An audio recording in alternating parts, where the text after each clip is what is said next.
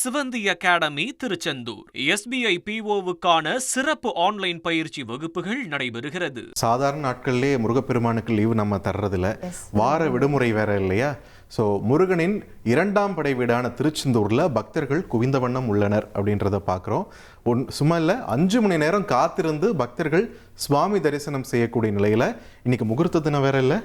So எத்தனை ஒரு 50 ஜோடிகளுக்கு திருமணம். ரைட். ஏற்கனவே இங்கே நிறைய கூட்டம், அதை சமாளிக்க முடியலன்னு நிறைய கம்ப்ளைண்ட்ஸ்.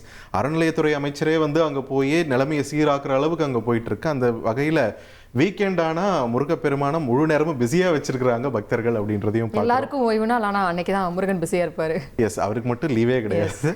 ஸோ அந்த காட்சிகளையும் பார்த்துடலாம்.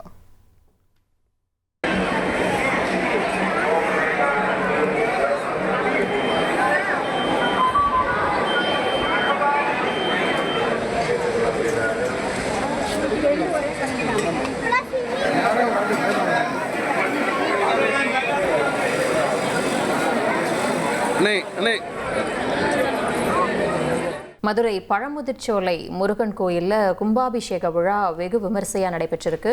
கோபுர கலசத்திற்கு புனித நீர் ஊற்றும் போது அரோகரா அப்படின்னு சொல்லி பக்தி முழக்கங்களோட பல்லாயிரக்கணக்கான பக்தர்கள் முருகனை வழிபட்டிருக்காங்க. அந்த காட்சிகளை பார்த்துருவோம்.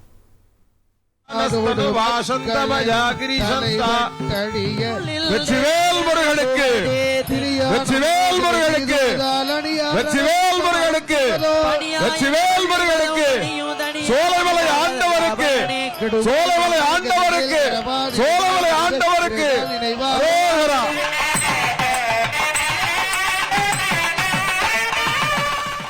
அடுத்த செய்தி என்ன அப்படின்னா, வெள்ளப்பெருக்கு சீரானதால குற்றால அருவிகளில் சுற்றுலா பயணிகளுக்கு குளிக்க அனுமதி வழங்கப்பட்டிருக்கு. வார விடுமுறையை ஒட்டி குற்றாலத்தில் சுற்றுலா பயணிகள் குவிஞ்ச வண்ணம் இருக்காங்க.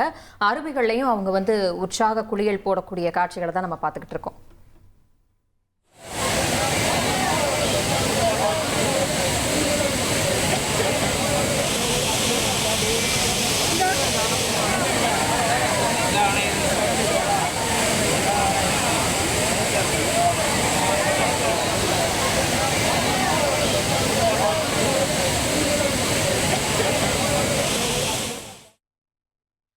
வறட்சி பற்றி பயந்துட்டு இருந்த காலகட்டத்தில் நிறைய இடத்துல நல்ல மழை பொழிவு இருக்குது அப்படின்றது ஒரு சந்தோஷமான செய்தியாக பார்த்துட்ருக்கோம்.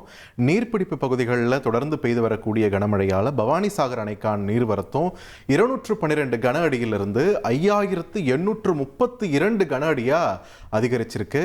பாருங்களேன் எந்த அளவுக்கு எலிவேட் ஆயிருக்குன்னு. 200 எங்கே இருக்குது, 5800 எங்கே இருக்குது.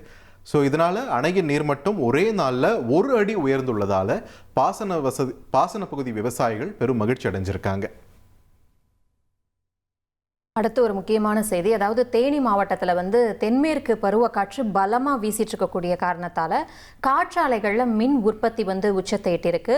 ஒரு நாளைக்கு சுமார் 500 மெகாவாட் மின்சாரம் வரைக்கும் உற்பத்தி செய்யப்படுறதால 24 மணி நேரமும் தொடர் மின் உற்பத்தி நடைபெற்றுட்டு வருது. ஏற்கனவே தேனி மாவட்டமே ரொம்ப அழகான பகுதி. அதில் இந்த காற்றாலை இதுவும் பார்க்கும்போது கூடுதல் ஒரு பொலிவு கிடைக்குது அந்த ஏரியாவுக்குன்னு சொல்லலாம். அதில் நமக்கு மின்சாரமும் கூடுதலாக கிடைக்குதுன்னும் போது நல்ல விஷயம் தான். ரைட். சிவந்தி அகாடமி திருச்செந்தூர் SBI PO-வுக்கான சிறப்பு ஆன்லைன் பயிற்சி வகுப்புகள் நடைபெறுகிறது.